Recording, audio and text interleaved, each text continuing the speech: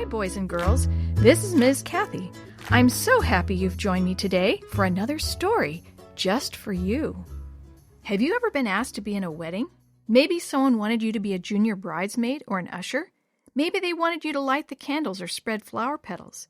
If you have, you know how crazy the wedding planning and rehearsals can be. That's what Maria finds out in this Shoebox Kids mystery. This time, Maria has a real problem. She's excited about being in her aunt's wedding, but everything is going wrong. Should she refuse to be a junior bridesmaid? Can you figure out what happened to Maria's missing dress before she does? Chapter 3. Secret Vows. Maria sat next to Yo-Yo on the bed. Okay, Yo-Yo, repeat after me. I promise to love my sister. I promise to love my sister, Yo-Yo said eagerly. Now you have to say it, Maria. Maria smiled. Okay, I promise to love my sister. Now you repeat, through sickness and in health. Through sickness and health, Yo-Yo said.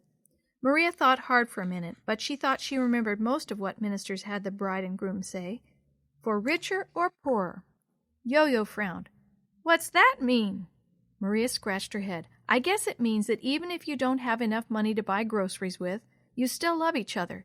And if you have all the money in the world, you have to spend it together. Okay, for richer or poor, Yo-Yo said. Till death do us part. Till death do us part, Yo-Yo muttered, not liking the sound of those words. What else do people say? I don't think they say anything else, Maria said thoughtfully. I can't remember. Yo-Yo frowned. We should say something else. That last one wasn't very nice. Maria looked at the serious expression on her sister's face. What about making up a vow, she suggested. Yo-Yo nodded. We could say something like, we're not just sisters, we're best friends, and we choose to be friends forever. That's long, Yo-Yo complained, but I like it best. Do I have to repeat it? Maria smiled. No, it's all right if you just think it. Yo-Yo concentrated. Okay, I did, she said. There, Maria said. Now we've said our vows to each other. Mom's voice echoed upstairs. Supper's ready. Maria's stomach answered with a growl. I forgot how hungry I was, she said, and Mom was making my favorite, split pea soup and toasted cheese sandwiches. Come on, let's get our hands washed and get downstairs. Yo-Yo rushed ahead to the bathroom. When Maria got there, she couldn't help but smile. Yo-Yo was chasing the soap bar across the countertop with wet little hands. Can you help me? Yo-Yo asked when she saw Maria. It keeps running away.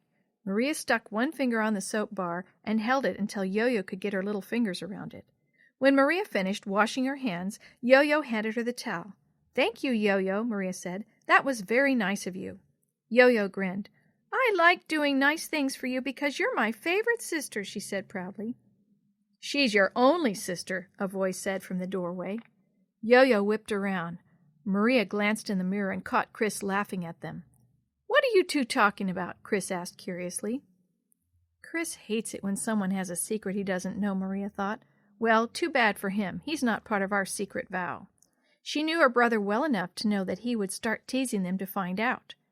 Yo-Yo, follow me, she said as she turned and marched out of the bathroom. Chris leaned against the door jamb a moment before standing up straight and chasing after Maria and Yo-Yo. Oh, you're going to ignore me, huh? You two are going to try to pretend like I'm not even here? The girls gave no answer. Well, I'm not going to let you have any dessert, Chris stated, following along behind. The girls said nothing. I'm pretty good at this, Maria thought. Chris can't make me talk if I don't want to, and he can't keep me from having any dessert either. She smiled. Chris paused at the top of the stairs as Maria and Yo-Yo marched down in single file like soldiers. We don't have to talk to Chris if we don't want to, Yo-Yo, Maria told Yo-Yo as if Chris were not even there. No, Maria agreed. We stick together. Finally, Chris started downstairs too. How come you're Maria's best buddy all of a sudden, Yo-Yo? I thought she was mad at you earlier. But Yo-Yo didn't say a word.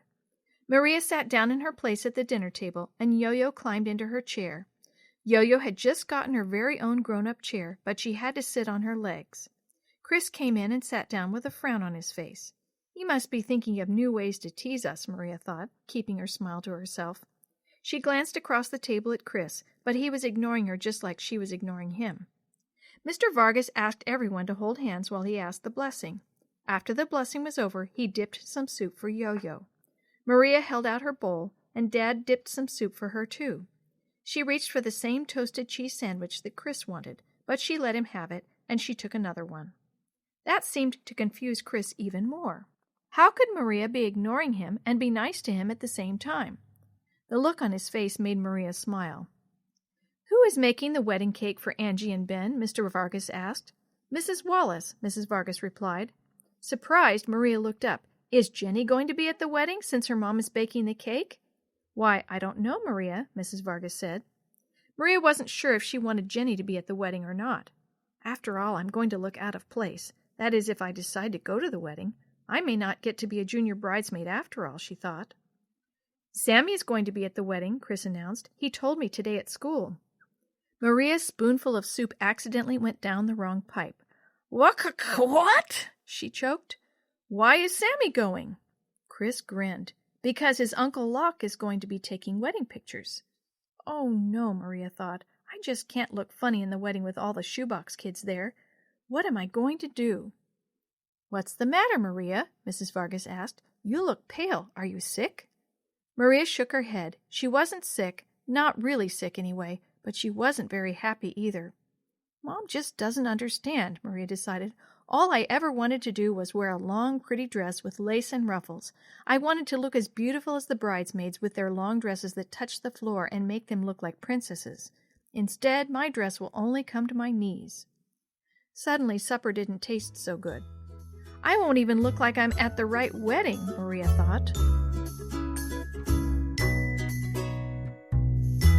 The story you have heard today is a chapter of the Shoebox Kids, Book 6, The Wedding Dress Disaster, written by Eric Stoffel, edited and created by Jerry D. Thomas, and used with permission from the Pacific Press Publishing Association.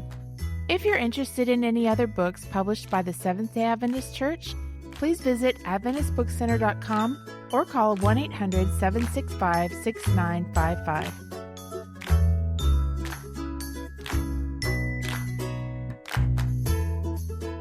This podcast is a production of the Carolina Conference of the Seventh-day Adventist Church.